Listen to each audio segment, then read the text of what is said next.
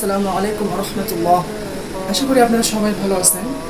আমি আজকে একটা গুরুত্বপূর্ণ বিষয় নিয়ে আলোচনা করব, সেটা হলো নামাজ।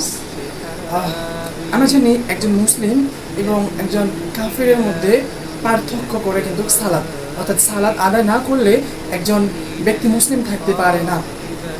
আমরা অনেক কাজই সময় মতো আদায় করি, কাজ, খাওয়া দাওয়া, পড়াশোনা এবং অন্যান্য কাজ, কিন্তু নামাজকে আমরা সময় মতো আদায় করি? আমাদের সব কাজ করার সময় হয়, কিন্তু দিনে 5 ওয়াক্ত সালাত যেটা আমাদের উপর ফরজ করা হয়েছে সেটা আমরা আদায় করি না।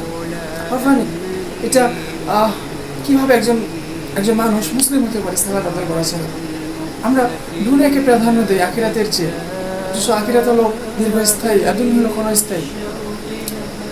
আমার ভাই বোনেরা, আমরা নিয়ত করে আজ থেকেই ইনশাআল্লাহ 5 ওয়াক্ত সালাত আদায় করবো এবং আমরা আখিরাতকে দুনিয়ার চেয়ে বেশি প্রাধান্য দেবো ইনশাআল্লাহ।